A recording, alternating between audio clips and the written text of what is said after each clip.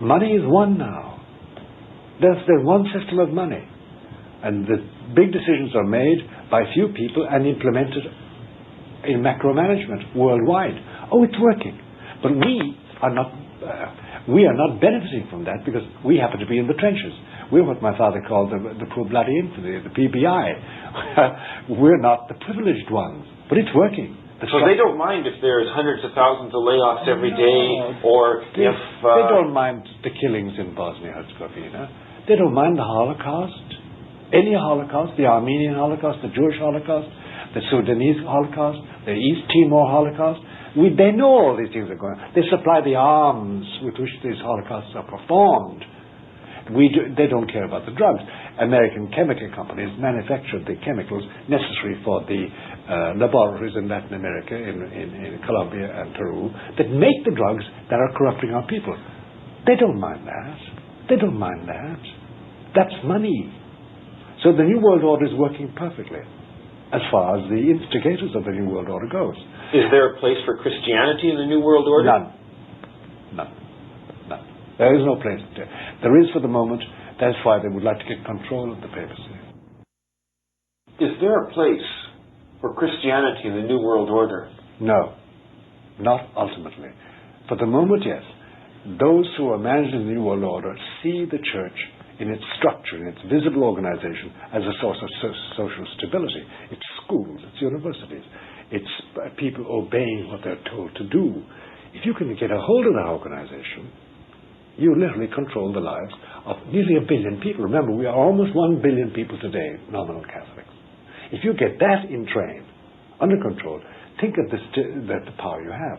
But for the idea that these people would practice contraception, would not practice contraception, would not practice abortion, would insist on social justice for all nations and the proper distribution of wealth, superfluous wealth, who would vote against war as a means of making money. I mean, remember, the merchants of death make money on war, as they do in Bosnia-Herzegovina now, as they do in Somalia, as they do in Indonesia, as they do in Africa, as they do in Angola, as they do in Latin America, as they do in Europe, as they do in Armenia. All that will be wiped out. Oh no, there's no place for that.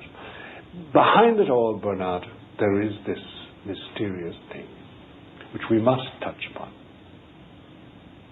And we can't say much more than what I'm going to say.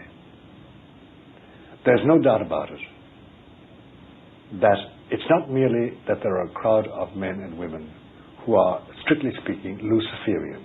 That is, they believe that this universe is dominated by an intelligence which is intracosmic, which is worldly, which is not God. It's Satan, really. And that if they carefully follow the dictates of this spirit of intelligence, they will create a safe and happy world for some people, for themselves. But there's much more than that. We have sufficient evidence to know that within the Roman Catholic institutional organization, Satan has been enthroned. He has been given a place by his adepts and surrogates amongst the clergy and amongst the people. And one of John Paul II's difficulties today is that he is frustrated because within the fold, within the sanctuary, as Paul VI said, there's now a positive influence by Satan who has servants among us. Servants among the priests, servants amongst the nuns, servants amongst the bishops, servants among the cardinals. He is being served. And therefore he can frustrate the will of the Holy Father and the will of Jesus through the Holy Father. We know this. The historical circumstances of the enthronement of Satan in the Church of Rome is something else. But this is a fact we have to deal with. We can't get rid of it until Our Lady comes with great power. Because once you do something like that, once that happens, God doesn't act immediately. He's a macro manager. He manages things in the long run. And if men turn their back on him, he lets them turn their back on him. Doesn't force them back. And there is this now power within the church, satanic power. It's Satanist. And it is influencing our actions and decisions as bishops and as priests and as cardinals and as administrators of the church. Until Our Lady comes and cleans that out, sorry pal, we have to carry it and fight it. That's why Satan has such power today. That's why there's such corruption. That's why grace can't work